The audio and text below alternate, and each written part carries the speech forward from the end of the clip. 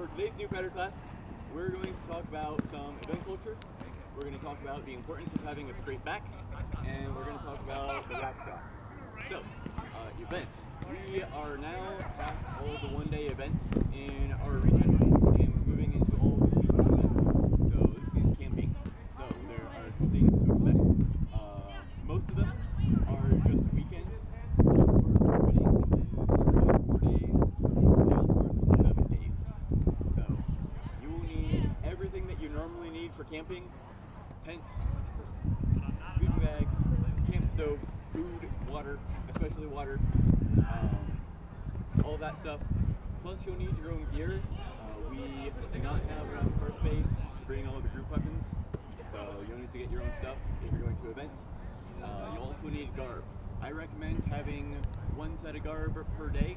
It can be super simple.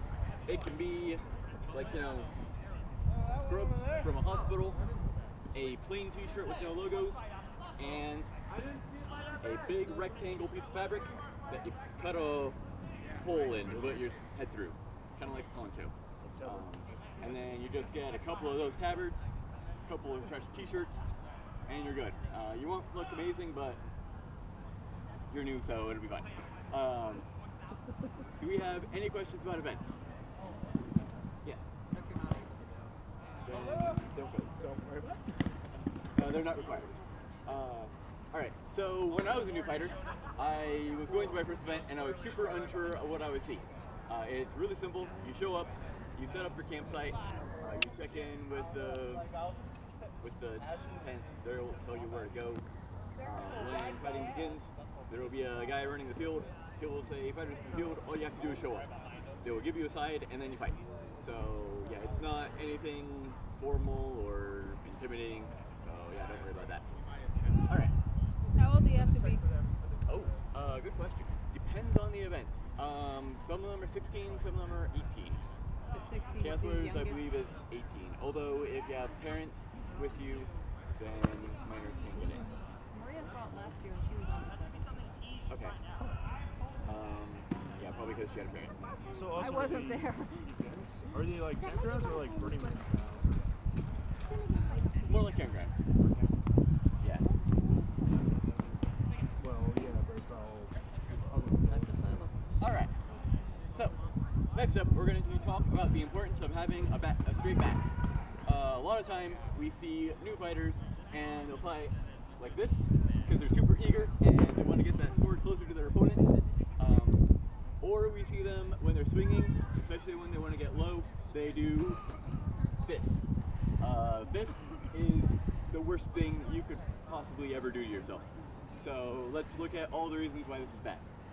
Firstly, when I have my back punched, it really locks down my hips. And my only power is coming out of my arm. And if I swing with the power of my arm, I'm going to break my elbow. So, include your body mechanics. Number 2, watch the shoulder. Here, you can't really see it. All of a sudden, I'm going to get hit a whole bunch in this back shoulder blade. You can hit it there all the time. And you aren't going to be able to block it because your shoulders are going to be in the way if you're raising your shield, also your chin. So this is going to be your block. That's embarrassing. When you have your back straight, this is your block. And that's dignified. And you don't get hit. So, third reason why we don't punch our shoulders, and this is especially true while we're mid-swing, is you are going to get blazed in the face. If Real is swinging at me gently, because I'm going to do this wrong, and he's swinging over here, and I do this, where it normally would have hit me here, now it's hitting me there. And that doesn't feel very good.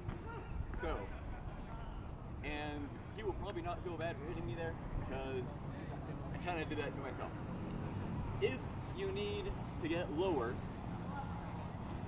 so here I can hit him, here I cannot. If I need to get lower so that I can hit him, I want to bend the knees. This way, if he's swinging, A, he can see my head moving more easily, and he can adjust his shot. Also, moving down is a whole lot more forgiving than moving in. And B, I can block. So by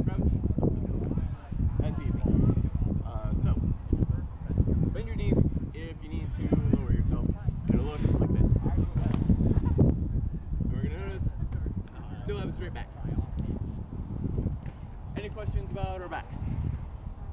All right. Next, we're going to talk about the wrap shot. Real, let's have you over here. This is, all right, so we've covered 4 of our basic shots in the past weeks already.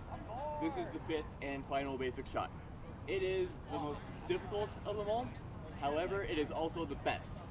When we throw wrap shots, people should be dying. Okay? Watching that video gave me a little bit more confidence. The basic mechanics of this, we're going to get more in depth in the future. The basic mechanics of this are we have our sword chambered here like always. We extend our elbow like always. We drive with the hips as always. The only difference is, since this doesn't hit very well, we're going to hit with our back edge so that we can get around this shield. Like this. My palm will be turned down to the ground. And when we throw it, it's going to look like that. If I'm throwing it really deep, we're going to notice there are some issues with blocking this. This is why people die when we throw good wrap shots. Hard to block. Hard to throw a good wrap shot, so that's the trade-off. Alright. Now, one really common mistake that people make is they throw this a lot out of their wrist. And they think because the sword has to turn, that means your wrist has to do a whole lot of work. And they'll sit here and they'll just put a ton of tension to this wrist and try to crank it around. This is not necessary and is actually detrimental to your case. When I'm throwing a wrap shot, I let the weight of my weapon do the work for me. So, I will push with power from my hips into my shoulders and my arm, and I am pushing with power to about here. After this, my sword carries itself around, and my wrist, all it does is make sure it lands in the right spot with the edge aligned. There is no power coming out of my wrist, no power coming out of my elbow when I'm doing this. So one more time, power to about here, and then the sword just carries itself around. So I just show that again. Any questions about the wrap shot? I really recommend taking a step with your sword leg as you're throwing the wrap shot. It's going to close the distance for you and get those body mechanics working.